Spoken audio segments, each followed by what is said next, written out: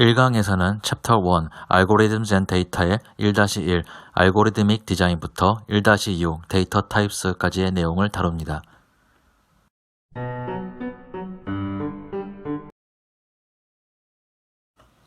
안녕하세요, 잼팍입니다.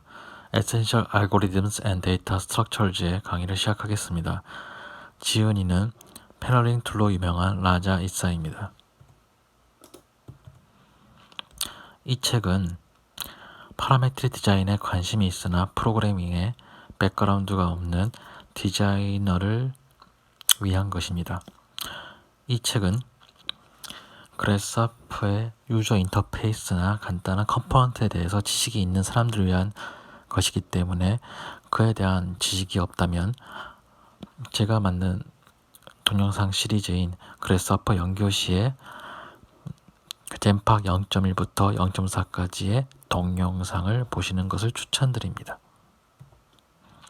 챕터 1은 간단히 데이터 타입들에 대해서 주로 설명을 하고 있고요. 챕터 2는 데이터 체계에 대해서 설명을 하는데 싱글 아이템이나 리스트를 다루고 있습니다. 챕터 3가 되어서야 멀티플 리스트를 어떻게 다루는지, 즉 트리 데이터 구조에 대해서 언급을 하고 있습니다.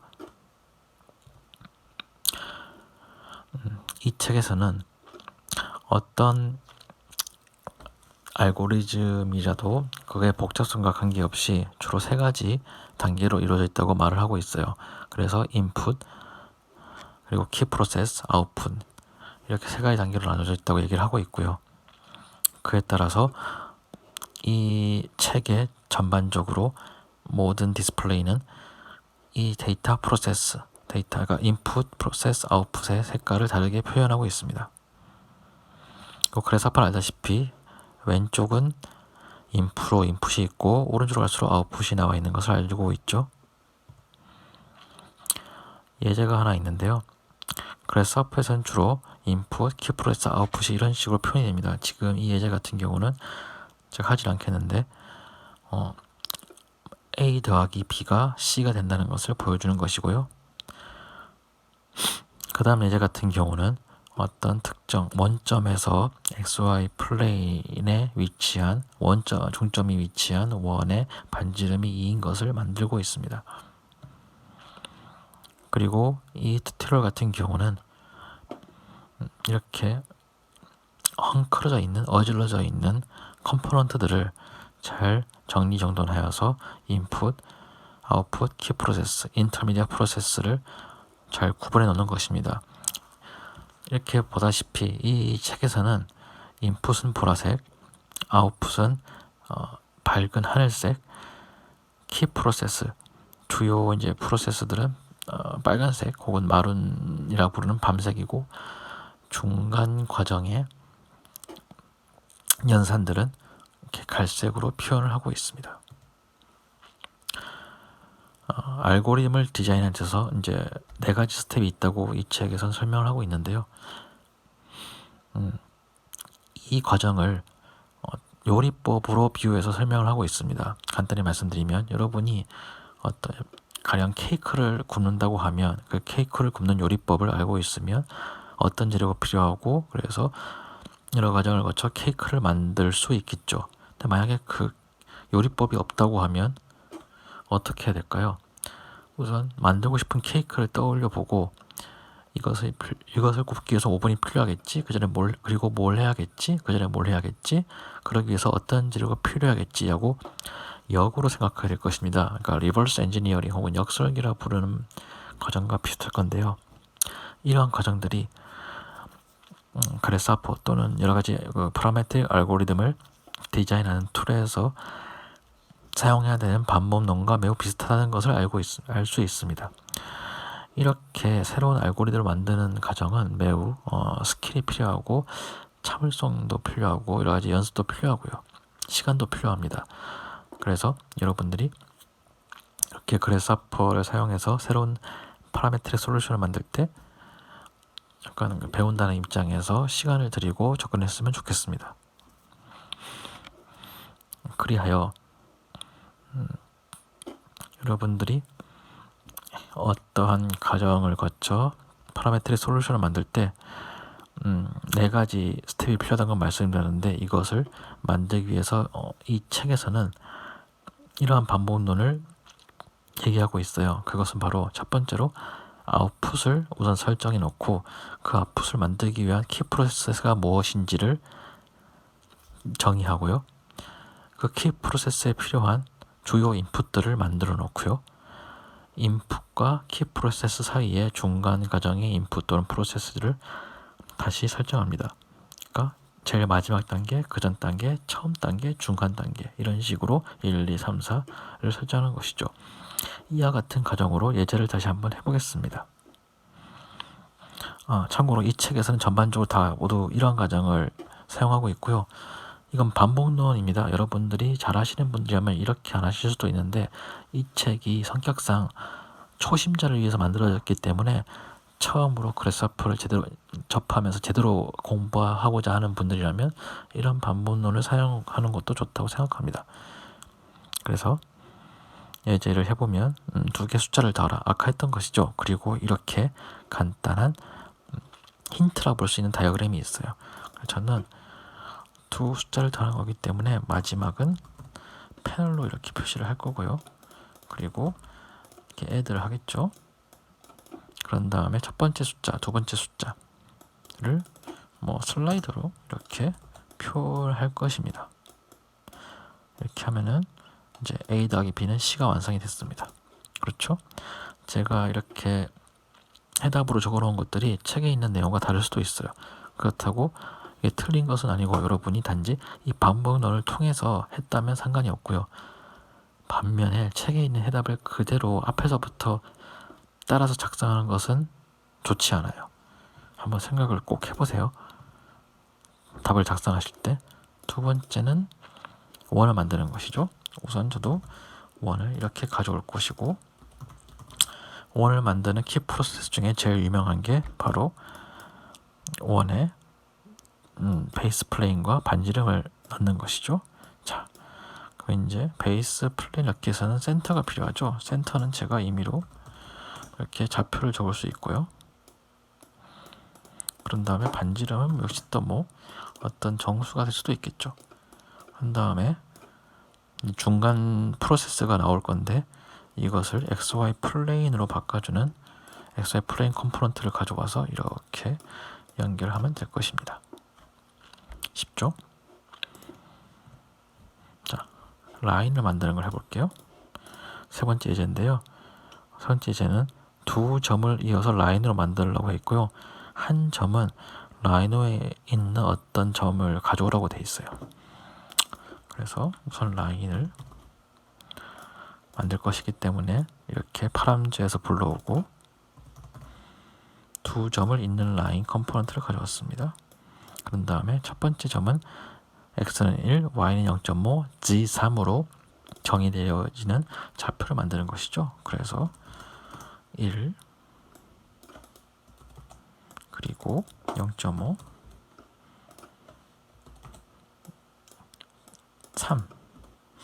3으로 뭔가 만들 것이고요. 포인트를 가져와서 이 포인트에서 set one 포인트로 라인 위에 있는 어떤 점을 가져올 것입니다. 그렇죠? 자, 이제 construct x, y, g를 가져와서 이렇게 연결을 시켜주면 점이 완성되죠. 중간 단계가 됐고요. 이 두 개를 이어주면 라인이 정의가 됩니다. 쉽죠?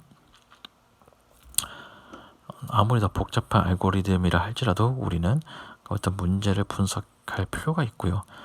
그래서 가능한 그런 솔루션들을 이제 탐색하면서 진행할 것인데, 아주 복잡하다면 그 여러 단계로 이렇게 쪼개서 분석하는 것이 맞아요. 그것이 항상 늘 더 관리가 편하고 남에게도 잘 익히기 때문이죠. 모든 그런 알고리즘들은, 특히 그래서프 같은 경우는 여러분이 만들어 놓고 본인이 남이 되었다 생각하고 몇 달 뒤 혹은 1년 뒤 열어봤을 때도 이해가 되어야 됩니다. 그러기 위해서는 이 책에서 말하는 대로 정리가 잘 되어야 되고, 또는 제가 사용하는 방법은 이렇게 패널을 가져와서 파일 내에 메모를 하는 것입니다. 네. 자, 1-4 데이터를 보겠습니다. 데이터는 어떤 프로그램에 의해서 연산된 컴퓨터 안에 저장되는 정보다. 맞죠? 그리고 여러 가지 어떤 스크립트 랭귀지들을 보면 공통점도 있고 차이점도 있다. 네, 뻔한 얘기입니다. 데이터 소스를 볼까요? 그래스하퍼에서는 크게 데이터를 이제 입력하는 방식이 세 가지라고 해서 설명하고 있어요.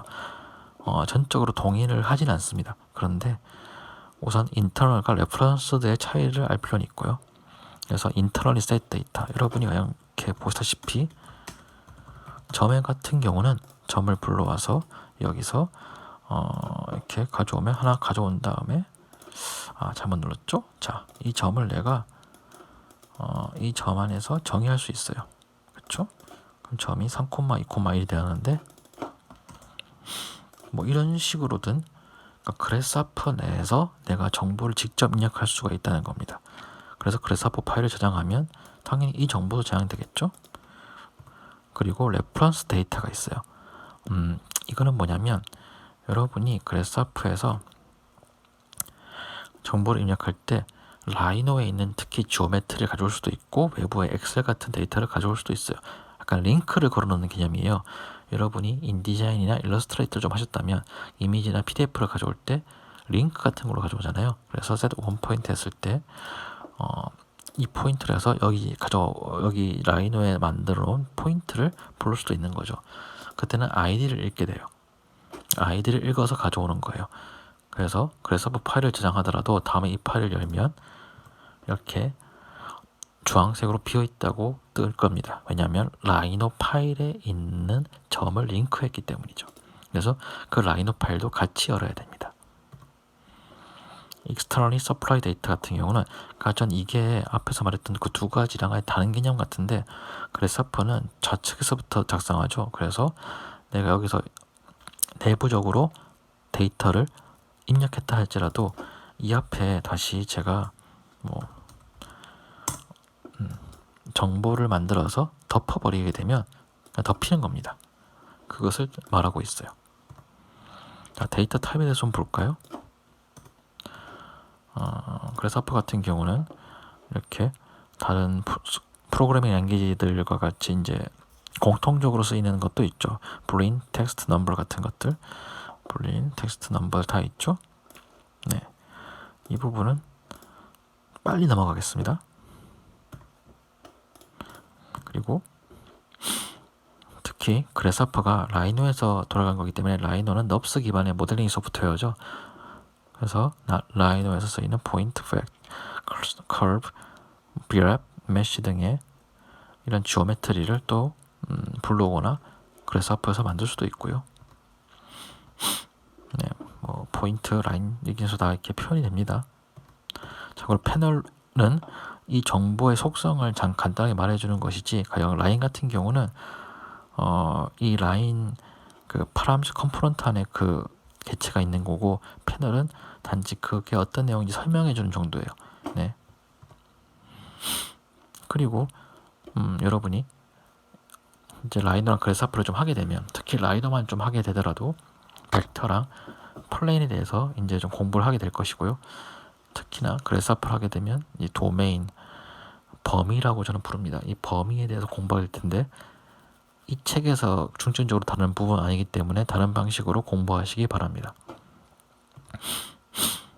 자, 그리고 numbers랑 텍스트의 차이에 대해서 좀 설명할 필요가 있는데, numbers, 텍스트가 있죠.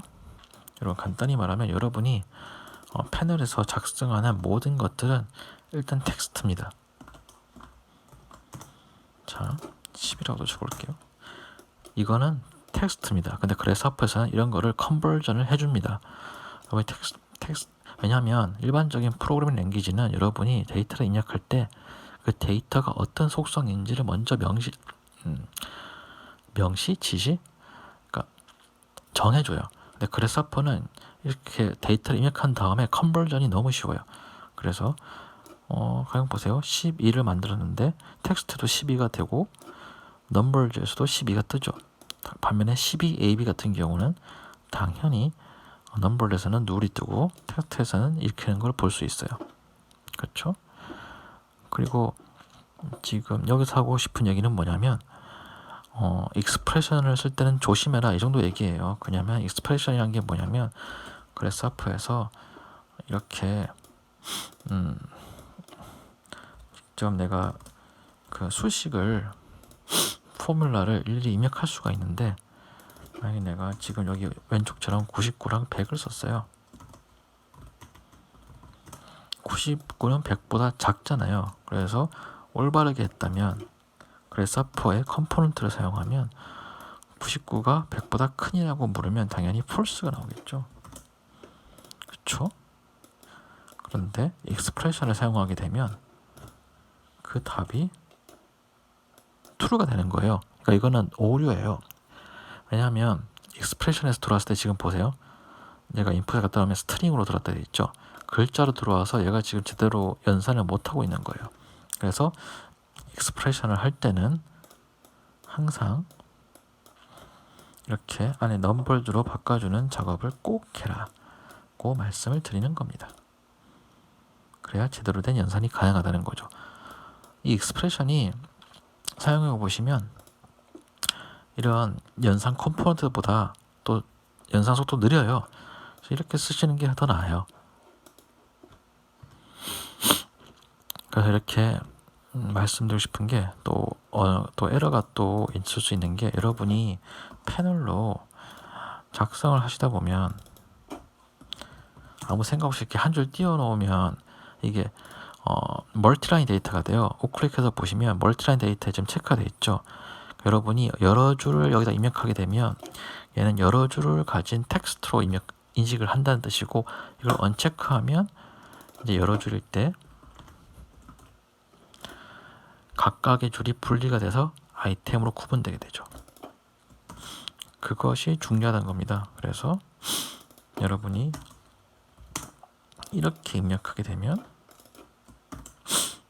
제대로 하신 거고요. 만약에 여기서 내가 물고 엔터를 쳤는데 멀티라인 데이터 체크 해제를 안 했다. 그러면 нул이 뜨게 되겠죠.